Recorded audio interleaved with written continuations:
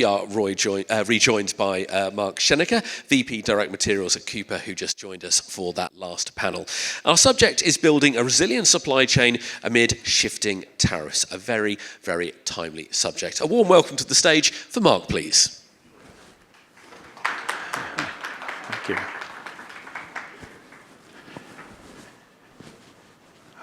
Thank you.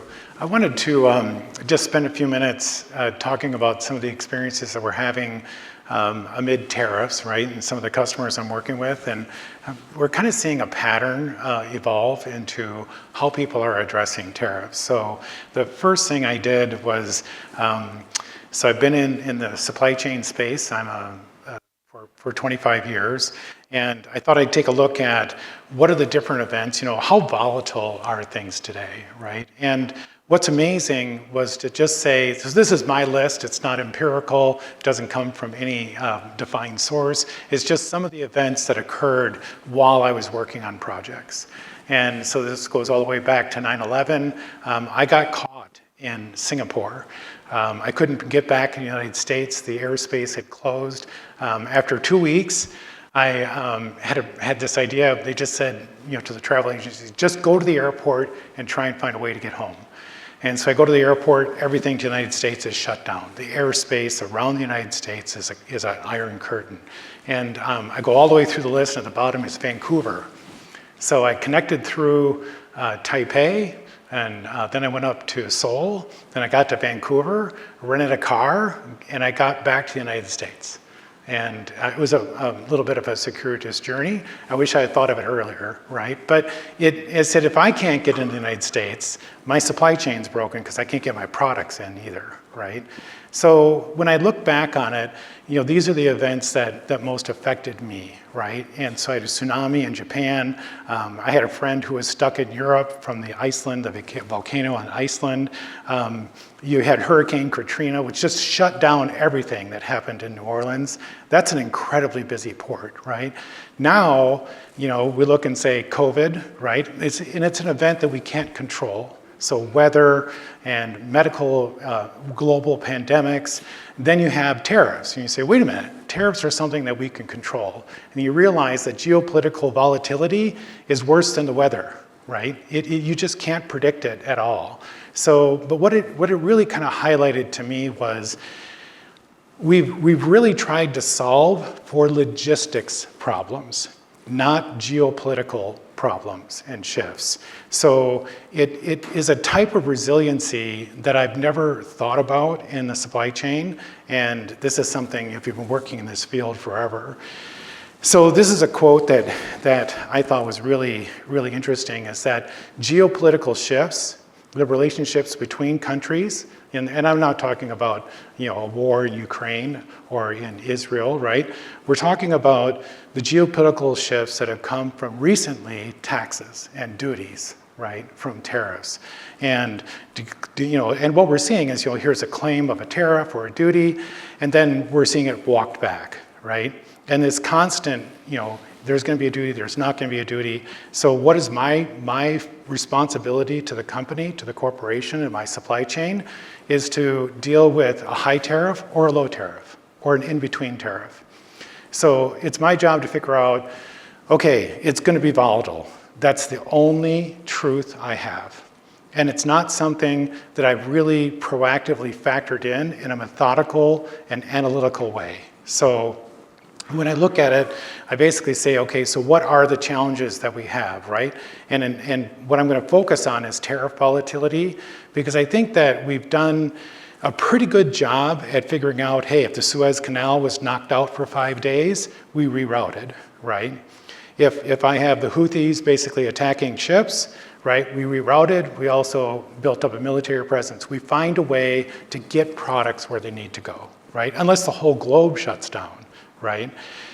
So what we need from saying we identify the problem as this volatility of tariffs, it's not going to go away, at least for 3.5 years. I think that's the one thing we can count on, right?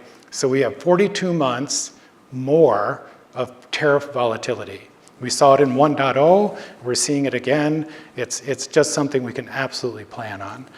So what we need is a structured analysis and say, how are we going to build this? What data do we use? How do we make decisions to do this? And when I look at that data, what executives are really asking is, what are my alternatives? So I like to say that in 25 years, I've never seen more CEOs looking at supply chain, because even during the pandemic, the supply chains were broken for everybody. There was no easy fix to any of it.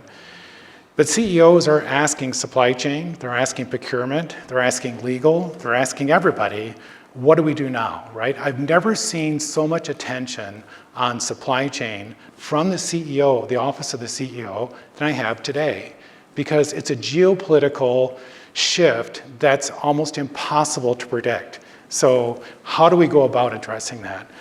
So I want to look at a half a dozen ideas. I promise they'll be short. I got to keep this short. I'm on a timer, right? I didn't know if they told you that part. So we'll go over just a little bit on global trade, and then I want to go through the steps that we've been using to address it empirically. This is a problem like anything. I'm a math major or a math degree and computer science, and so you break down the problem and then just go step by step, right? So first is recognizing the problem. I really like this chart from Boston Consulting Group, and so let me tell you the date, 2021. And what it does, you see the green paths, that's growing movement of goods, and you see the red path, that's a shrinking. And the wider the red, so you see that Ukraine war hit, so you see this huge reduction in trade between Russia and the EU, right? And so the new one is going to come out, and I'm really afraid to say that a lot of this, we think, is going to turn red, just everywhere, right? And it's probably going to start with the country on the left-hand side, right? And it's on purpose. And that's just a most remarkable thing, because we've built our supply chains into something that says we're finding the best suppliers with the best prices, and we don't care where they are. Whoops. Now we really care, okay? We just wanted the best parts at the best price, the highest quality, the best reliability, and none of us measured, but I won't buy it from Cambodia. So right now, the US Department of Commerce has a 3,251% tariff on solar panels coming out of Cambodia, because they're mad. Right? So China has been creating these panels, right? They subsidize, solar power manufacturing panels, and with the intent to dominate the world, right? And their argument is, hey, our form of government allows us to do that. And we say, no, it's unfair. So we implement these tariffs to protect US-based solar power manufacturing. And second, we don't want to be constrained to buying product from one place. We don't want a monopoly. So the thing that is really hard about tariffs is there's 3 different ways they can hit us. We can do it in raw materials, could be parts that are being consumed, not just so materials, parts that come, or it could be the finished good. So I'm not going to spend a lot of time on this, but tariffs aren't as simple as just saying there's going to be a 25% tariff on this product. Right? And we'll go a little bit into the data. So this is what the CEOs, I think, need to ask or already are asking. And the first one is really a question. You say, well, what are my tariffs? Is my data right? Okay. And a lot of times they're turning to legal for this. And what you're finding is that it's not as easy to understand your responsibilities with respect to paying tariffs, especially if you're a company that never had to pay tariffs. I never had a tariff on maple syrup from Canada, but I do now, right? So this is something that's new for a lot of companies and new for a product category. Second is, should I get a different supplier? And we all know this is in this room, in this building, we all know that that's not an easy thing to do, but it always sounds easy. If I'm not going to get this sports jacket from Macy's, I'm going to go over to Kohl's. I just picked a different supplier. But for us, we know how difficult that process is. And then when does When do I make big decisions? Do I move my manufacturing back to the United States? And this is really hard for me. My brother is a welder. He works in a factory. And I said, what's your biggest problem? I said, are people really, he says, Mark, we can't hire people. People do not want manufacturing jobs. But somehow I'm supposed to be convinced that we need to move manufacturing back to the United States because we want manufacturing jobs. It's a conundrum to me. So I don't know how to rationalize this. If I move production back here, who's going to work in that factory? And so this nearshoring versus offshoring is a lot of times the way that supply chains have been designed is we move the factory to where we can find the labor. And let's go ahead and insert the word cheap, where we can find the lowest cost labor, right? And that has almost never been here in this country. So the steps for tariff management, and I think we'll just go through these 5, and I promise I'll go through them quickly, right? Number 1, it's a team approach, right? It isn't just the supply chain that owns this problem or procurement, it's more than that. Number 2, you gotta have really good data, right? If you don't get your data right, all of your decisions will basically be flawed.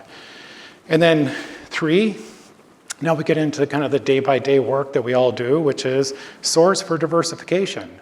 And we're gonna source for a completely different reason, right, than we've sourced before. 4, explore alternatives. And this is, you'll hear the phrase scenario modeling. What this means is it's too much for me to basically put into my head and say, where should we build this product? Where do I build this device? And so, especially if I have 1,000 devices that I build, I have 30 factories, I now have 30,000 different alternatives. Now, how do you evaluate that, right? And then finally, how do I actually put that into effect and optimize my supply chain in a different way, right? Not just for cost. So this sounds pretty easy to assemble a team, but the really good news is it's happening from the top down, almost everywhere I go now. The CEO and the CFO are being asked in their quarterly report, in their quarterly discussions with the street, what are you doing about tariffs? The first time that call's over, they're asking everybody in their company, in the supply chain, what are you doing about tariffs? And the answer is, I think you need to assemble a team. And no one group, right? The supply chain can basically say, this is how we're gonna basically construct the supply chain. Procurement says, hey, I can find alternative parts in different geographies, in different countries to get around tariffs. I have operations that say, hey, we could manufacture in a different place. We can pick up all the plastic injection machines. I have one company that's picking up 87 machines out of Southeast Asia and moving them to South Dakota. Farmers will make plastic parts. I'm from South Dakota. So it's fascinating to me. And my hometown loves it. And then finally, I need finance and legal because is this cost effective? What are the risks that are involved? And am I following all the trade processes? So I'll focus on the first 2 since that's who we have here today, basically the first 2 groups. So first is the executive wants a timeline. When can I have an answer? And we advise everyone to do a 90-day plan, mostly because CEOs don't really have a time frame. They don't pay attention past 90 days. We are quarterly driven, okay? We report our results to the street quarterly, and he expects to see quarterly results. That's how we're measured as a company and how they're gonna measure the team. So it is basically saying, who are the members of the team? What's the reporting structure? How are you going to report back to the CEO, right? Define the objectives. And then in month 2, start putting some of the initiatives in place. Get those initiatives up and running, start to make those changes. And then month 3, measure and iterate again. And then finally, manage and understand your costs. Because in the end, I want to understand, can my suppliers take on the cost? Can I move the geographies and have the suppliers not incur the cost? Can I eat the cost, as Walmart was told to do, right? Or how much of that in the end are costs that are going to be passed on to my customers? And we all know what happens when we raise prices quickly. We lose customers. So every company is facing this challenge, and I think the answer lies in how fast can you respond, right, to these. So we set up the roles and responsibilities for the supply chain, for procurement, for finance, for legal. And so a little bit of a chart here. I know it's an eye chart, but basically it's who has clear responsibility for the different parts of that team. So now we transition to the most exciting part, preparing your data, right? Now this is one that, this is a hard one, right? So I just love this guy, right? So we basically have to get used to the idea that the harmonized tax schedule is something that we'll have to refer to for every single part we source. Not just the parts that are coming from certain countries where there has been limited tariffs, but as a natural part number, description, price, HTS. It is just going to be a natural for everything we buy. Whether we use it or not, whether we need it or not, it is now a part of our master data, and it's going to be part of our lexicon pretty much forever, right? So that's the first thing that we have to do is understand where that fits. So the data preparation process is, one, get your part data cleaned up. I don't know anybody who has perfect part data. Master data maintenance is just one of the hardest things in the world. We just keep throwing teams at it. We throw software at it. We work on master data management. We put governance processes in place. And still, I have 15 different screws, the same screw from 14 manufacturers. It's a remarkable thing to me, but that is how master data works. So determine the right HTS code, get the data cleaned, and get professional help. A lot of times the customs brokers, they're really great. The one thing is the CBT from the government. So I have a customer and she says, Mark, I'm getting 25% tariff on a syringe. And I said, 25%? And I said, and then she said, but here's what happened. I then find out that a medical syringe has an exception. Do you know there are no tariffs on medical devices? We're here to keep people healthy. And she said, well, that's what I'm buying. It's a syringe with a needle. It's a medical syringe. So she then had to go to the government to get that syringe reclassified under the new HTS code. So it's a different 10-digit number, and the tariff is gone. So get help, right? Find out how to get it classified and make the right classification, and then maintain that data. So now this one is very tactical. I'm just going to take you through, kind of a slide. I like to do the historical challenge because, as working in procurement, I get my orders from the CFO. What's the first order of business? I need a lower cost. I need to reduce the price. So what's the first strategy for me as a buyer is I aggregate my spend. If I buy 100,000 units, I get a better price than if I buy 10,000, right? And now I find out that because I aggregated all of it and it's coming out of Beijing, I'm going to get 150% tariff. So all along, I have no geographic diversity. And who knew that my risk profile was so high? So now I'm looking at it saying, I need to split where I buy. So everything that we've done in procurement for tariffs is wrong. We have no resilience when it comes to geopolitical shifts. And that's the fundamental problem. I've worked toward cost reduction instead of geographic dispersion. The two now have to live together. And that's the biggest change to all of our supply chains. So I moved to a multi-sourcing strategy. Yes, I'm still going to get parts out of China. I'm still going to get parts out of Cambodia, Vietnam. But I'm also going to get parts out of South America, the Philippines, very friendly, and maybe even the EU. And what is going to happen is the part cost and my aggregated discounts for volumes, I'm going to lose them. So I'm going to have to pay more in order to get diversification. And the one thing I've got to do is document that, right? Say exactly how I do that. In order to gain part flexibility, I'm going to combat tariffs, right? And move back to lower tariff countries or even, move that production, if possible, inside the United States. So this is my traditional sourcing. This is what I've done for decades, right? I go out and I say, what does this part cost? And I'm talking about the material, and I just made it simple, and the logistics. So I've got 12 factories in this example. Same part, 12 factories, different price for all of them.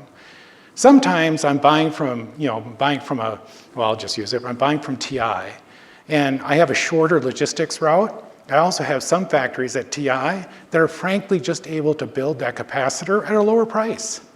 I don't know why, but TI does, and I'll take it all day long, right? So I now say I need to not just source for cost of materials and the logistics, I also need to add the green bars and say, what's my cost of the tariff? So on the previous, you saw the plant 3 had the highest cost, right? But when I move to including the tariff, plant 9 gets slammed. It's just, does it make sense? Everything I was doing in sourcing, was it really wrong? Or was it basically just a limited viewpoint? And it just means I need to change the way that I source. So I go out there and I say, great, we'll run alternative sourcing events.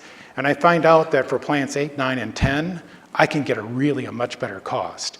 So the question is, should I even bother with the rest of the plants? And I would argue that right now, no. I don't need to do anything but make changes to sourcing for the plants. I can really move the needle, lower the costs, but for the rest of the plants, I'm going to have to pay an increase in the tariff. So that alone does not determine whether or not it's a good decision. All it is there's, let's say, 30 parts in here. I've identified one of 30. When I put 30 parts together in BOM 1000, I figure out that for the 30 parts that are in there, I should use plant 3, right? For the BOM 2000, I should use plant 1. And for BOM 3000, I should use plant 2. I got 500 products. No, I got 1,000 products. I got 12 factories. I need to do this 12,000 times. How do you do that? So I can do the sourcing, I can find the data, I can give the alternatives, but what I need to do now is explore my alternatives. And we call this scenario modeling. So we map out the entire network. What am I building? Where am I building it? And what markets am I serving? Because part of it that we don't necessarily see on procurement side is the reason I build the product in Brisbane, Australia, is because I'm serving South Asia. I'm keeping down my transportation costs for my finished good, which is really expensive compared to all my parts. So mapping out or creating your digital twin, as they call it, that's what this does. It basically says we have to account for not just buying the parts and making the product, we have to account for where we're going to sell it, okay? So we define the scenarios and we say that we've got these 12,000 alternatives for this BOM against this plant, right? 12,000 times. And we have to take into account what we cost to serve our customer. And that's what scenario modeling is. It basically says, okay, here are the alternatives. And out of these 12,000, the value comes down to this graph, right, on the bottom. So what you're really doing when you do this is you're balancing risk against profitability, okay? I think that the profitability is, here it goes up. The truth is, in order to gain and lower risk, I'm going to have to take a hit on profitability. This scale is backwards. I'm going to have to source from more places. I have to build the product in factories I really didn't think and are not the best place to build it to serve my markets in order to basically just maintain profitability and take the risk out of tariffs skyrocketing. So when you run these 12,000 scenarios, the next step you add on to it is you now add the third dimension, which is going to be, and the tariff is 25% for this country, 10% for this country, and 150% for this one. Cambodia has 375% tariffs. We don't really talk about that, but that's actually what the tariff rate is right now. So sourcing parts from Cambodia is almost impossible. It's staggering to think that I have to pay 4x. If I pay $100 for a part, I got to pay $400 in tariff duties, right? So the last piece is then putting this together into a supply chain design. And that's what this does. It basically, before and after, builds out profitability against cost, against revenue, right? And their cost to serve and profitability, and says, let's look at it from end to end, from the time I buy the parts to the time I build the product to the time I actually ship it to a customer. And that's the last step, right? So it basically puts together all of those costs, right? And then impacts against profitability for your sales. So this was an example for a company that, this was one of the first ones. It's between here and Canada. And quite simply, the problem was, where should I build my product? Should I build it in Canada or should I build it in the United States? How many times has the tariff rate changed in the last 90 days between the United States and Canada? I can't keep track. But you can go ahead and model it and put it in there and say, well, if the tariff rate goes to here, this is how I shift production, right? I'm going to move more of it to the States, obviously, as the number goes up. But the question is, when I do that, then I have to ship it across the border to serve my Canadian customers. This is not an easy thing, right? So this is what we did, though. We modeled basically what are the repercussions. So what do I get back to my CEO? Definitive answer. Well, what happens, Mark, if it goes to 28%? This is what happens. This is the best plan we can make, right? We're going to incur more logistics costs, but we're going to move this much of our production here to the States. Then we're going to stop, and we're going to continue making product in Canada to serve the Canadian market, and none of what happens there is going to serve the US market, or as little as possible. But I also need to know, do I have the production capacity in the States and in Canada? So production capacity, cost of the products, cost of the tariffs, cost of logistics, all in one model. That's what it takes to actually understand how to deal with tariffs. So this is how do you create the future of your supply chain? Get a team, right? It takes more than just sourcing, procurement, supply chain. It takes finance, it takes legal, it takes manufacturing capacity, and it takes logistics costs. And then prepare your data, right? Put a harmonized tax schedule, get your 10-digit code on everything you buy, right? And get help, get determination from third parties that will tell you, hey, if you buy aluminum in bar stock, it's gonna be, 50% now? But if you buy it as a finished material, it's only 30%. So it's a really complex, the way things get classified in HTS. Then come up with your scenarios, model them, and finally put your supply chain together. And those are the 5 steps that we're taking today for addressing tariffs. Thank you.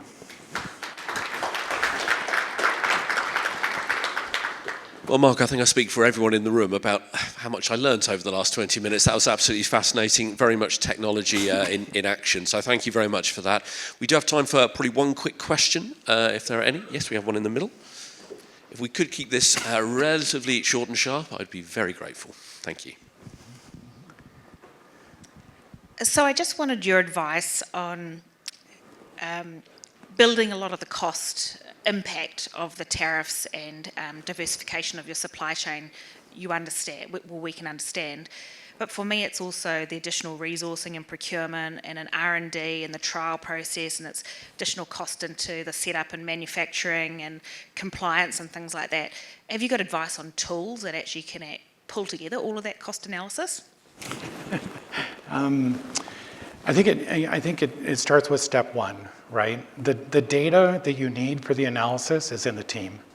And so while it's not data that we normally touch, like I don't really, when I'm buying, I'm procuring, and I'm trying to figure out how to make sure, my job is just to make sure I never run out of stock, right? That I'm feeding WIP And if I don't feed WIP, I get fired, okay?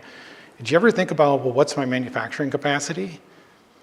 So that's why you need manufacturing at the table, right? If I get legal to tell me that this HTS code could be a medical syringe, not a syringe, and I can change the tariff, I didn't know that, right? So I think the answers are in our companies. I think we have the data, we don't have it together, right? If you looked at it and you say, okay, I've got my product cost, now I find alternatives, I've got my manufacturing capacities, where can I build? Does it come down to, am I gonna move my factory back to the United States when I can't even get people to work in the factory? Yet that, it takes 3 to 4 years to build a factory. He won't be president, okay? He just won't. I mean, so I think the data exists in the company, and I think that's why we start with one. The executive understands you got to pull together the team.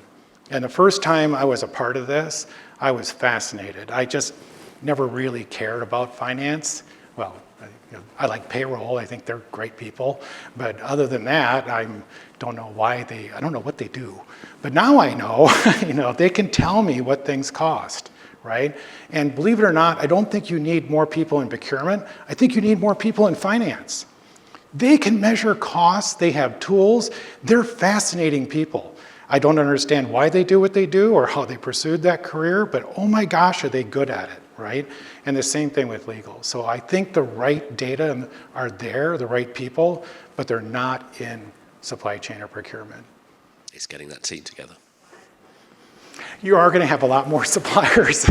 I think what will happen is maybe you still have 3,000 suppliers. But here's the thing, the 20% of suppliers that do 80% of your business are now 40% of the suppliers doing 60% of your business. So you're going to do more business, I think, with suppliers you've already used or touched. I think that's the low-hanging fruit. And then finding a new supplier. So my biggest problem isn't finding parts. I can find parts. My biggest problem was going into Cupertino and they said, Mark, we need to find a supplier.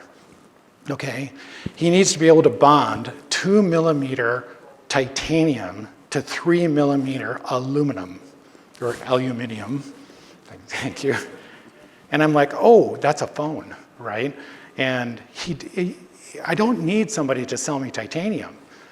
I need somebody who knew how to bond the two materials together. That's really hard. Those designers, they should just stop doing stuff like that. That gives me a heartache. Yeah. So. All right. Thank you very much for the question. Okay. Thank you for the translation. I feel very culturally included now. So we are out of time, as I suggested, but I think we've broken the record for the most useful advice in 25 minutes on one stage. I see some sage nodding around. A round of applause for Mark, please. And do stay with us. We have one final session.